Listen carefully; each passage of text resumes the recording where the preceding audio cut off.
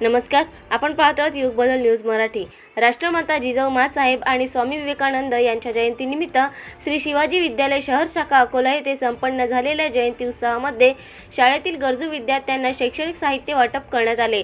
या कार्यक्रमाचे अध्यक्ष मुख्याध्यापक मनोज देशमुख सर तसेच कमलजीत कौर समाजसेविका यांच्या शुभ हस्ते विद्यार्थ्यांना शैक्षणिक साहित्य वाटप करण्यात आले। यावेळी श्री शिवाजी विद्यालय शहर शाखा यांचे सर्व शिक्षक, कर्मचारी व विद्यार्थी तथा पालक मोठ्या संख्येने उपस्थित होते। यावेळी शिवाजी विद्यालयाचे मुख्याध्यापक मनोज देशमुख सर यांनी राष्ट्रमाता जिजाऊ माँसाहेब आणि स्वामी विवेकानंद यांच्या जीवनावर विद्यार्थ्यांना मार्गदर्शन केले।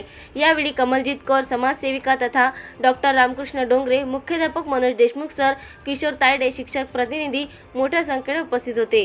या कार्यक्रमाचे संचालन कराड मॅडम यांनी केले तर आभार प्रदर्शन नेमाडे मॅडम यांनी केले। त्या जिजाऊ माँसाहेबांचा आम्हाला तेवढा अभिमान असायला पाहिजे। जवळपास 76 वर्षाच्या आयुष्यामध्ये पूर्ण स्वराज्य जिजाऊ माँसाहेबांनी उभं केलं आणि जात, धर्म, पंथ, भेद याच्या पलीकडचे जिजाबाई होते आणि म्हणून शिवाजी घडले। म्हणून शिवाजी महाराजांचा एक स्वतंत्र विषय आहे।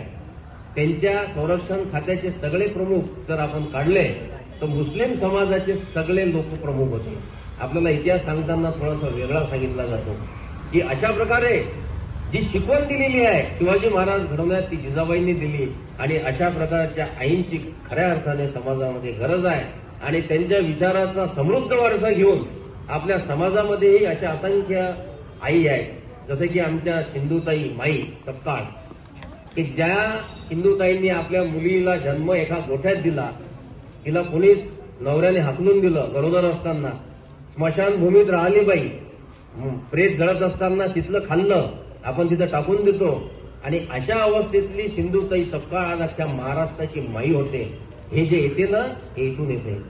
हे आमच्यासाठी आदर्श आहे, हा आमचा इतिहास आहे, हे आमचे प्रेरणास्त्रोत आहे। तर अशा सिंधुताई असो, अशा असंख्य खेळातल्या महिला असो, त्या आपापल्या क्षेत्रामध्ये काम करत असतात। नंतर आमच्या नर्मदा सरोवर आहे, हेमाताई पाटकर, हे जे नदी आहे आमची गंगा नदी, नदीचं पाणी आम्ही गलिच्छ करतो, त्याची एक मोहीम त्यांनी घेतली। हे सगळं इथनं येते। सांगायचा उद्देश की जिजाबाईंनी अख्ख्या महिलांना एक प्रज्वलित केलं आणि त्यांच्याच विचारांचं एक काम आमच्या ताई कमलजीत कौर या ठिकाणी करतात। मी त्यांना एका कार्यक्रमात 8 दिवसापूर्वी 4 दिवसापूर्वी भेटलो। आमचे रामकृष्णजी डोंगरे यांनी अतिशय सुंदर कार्यक्रम केला। डॉक्टर बाबासाहेब आंबेडकरांचा नुकताच त्यांना यांच्या कार्याचा एक युगबदल त्यांचं युट्यूबवर चॅनल आहे आणि एक साप्ताहिक वृत्तपत्र आहे, त्याची ते संपादक आहे। तर सर असं आहे, मी तुमच्या शाळेत येईल या दिवशी।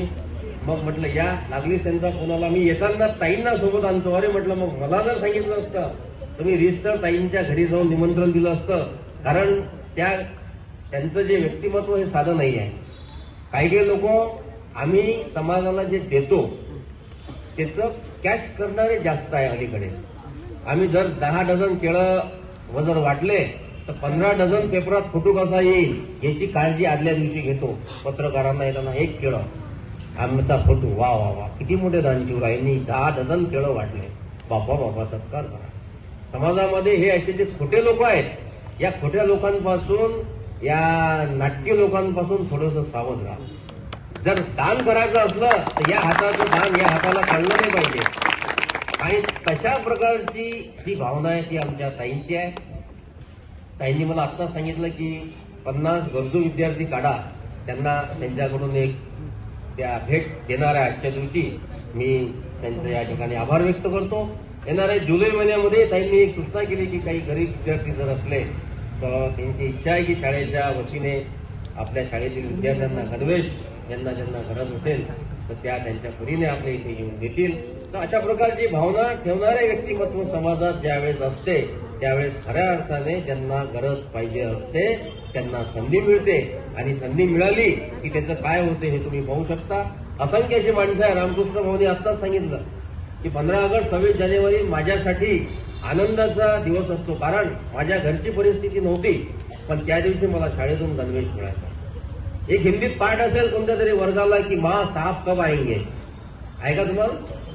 साहब कब आएंगे, आचारी जे काम करणारे लोक असतात त्या आचार्याच्या मुलांना ज्या दिवशी त्याचे वडील स्वयंपाक करतात दुसरीकडे आणि जे शिल्लक राहते ते शिल्लक राहिलेलं मग त्यांचे आई वडील सोबत आणतात त्या दिवशी गोडधोड खूप छान मिळते खायला आणि मग त्यांना असं वाटते की 15 दिवस झाले तुम्ही कुठंच गेले नाही, म्हणून ते आपल्या आईला वडिलांना म्हणतात की माँ साथ फिर कब आएंगे, ते आले तर परत स्वयंपाक मिळेल तर आम्हाला खायला मिळेल. अशा प्रकारच्या अवस्थेतून आपली मानसिकता अजूनही शिल्लक आहे आणि ती दूर करण्याचं काम या विचारपीठावरील मंडळी करत असतात. आज अतिशय चांगला दिवस आहे. एकीकडे जिजाऊंचा जन्मोत्सव आणि ताईंच्या हस्तेच्या कार्यक्रमाला आपल्याला तुमच्या समोर प्रस्तुत करता आलं. मी पुनश्च एकदा या ठिकाणी ताईंचे, आमचे रामकृष्ण भाऊंचे, आमचे पालक आहे सन्माननीय राजेशजी पालेकर, ताईंचं सगळ्या मंचावरच्या व्यासपीठावरच्या व्यक्तींचं मी या ठिकाणी अभिनंदन करतो. रामकृष्ण भाऊंना शुभेच्छा देतो. ताईंना म्हटलं, ताई तुम्ही एवढं काम करता, एवढ्या कामात तर तुम्ही विधानसभेच्या सभागृहात जाऊ शकता. ते म्हणे मला हे काम करायचं नाही आहे, खऱ्या अर्थाने मला समाजसेवा करायची आहे. नाही तर अलीकडे समाजसेवा करण्यामागे उद्देश राजकीय सेवा असते की राजकारणात जायचं असलं तर 4-5 केळं, मोसंब्या, संत्र्याचे कार्यक्रम पहिले करावे लागतात, पेपराचे कटिंग पहिले कापावं लागतात आणि पक्षाच्या आपल्या मुख्य माणसांकडे मग दाखवावं लागतात आम्ही किती समाजसेवक आहोत. अशा खोट्या समाजसेवेतून जनता कधीच त्यांना पसंत करत नसते. खऱ्या अर्थाने अशा नेतृत्वाची तिथे गरज आहे. हळूहळू सुरुवात होईल आणि तिथलंही जे घाण आहे ती साफ होईल आणि ते जर नाही झालं तर आपलं संविधानच धोक्यात येईल. इथे एवढंच आपण आजच्या प्रसंगी बोलूया. पुनश्च एकदा मी राष्ट्रमाता जिजाऊंच्या स्मृतीस अभिवादन करतो आणि युवकांना ज्यांनी संदेश दिला, इंद्रिय निग्रह, तुमच्याजवळ इंद्रिय निग्रह नाही आहे. विवेकानंदांनी खूप छान म्हटलं आहे की everything is easy when you are busy. Everything is easy when you are busy but nothing is easy when you are lazy. तुम्ही जर आळशी असले तर काहीच मिळणार नाही आणि जर तुम्ही कार्यरत असाल तर अशक्य कामही शक्य येईल. अशा विवेकानंदाच्याही स्मृतीस अभिवादन करतो. आणि उन्हात तुम्ही खूप चटके लागले का? उन्हात बसूनही अतिशय शांत चित्ताने तुम्ही हे ऐकल्याबद्दल तुमच्या सगळ्यांचं अभिनंदन. इथेच थांबतो. धन्यवाद. नवीन अपडेट मिळविण्यासाठी चॅनलला लाईक आणि सबस्क्राईब नक्कीच करा.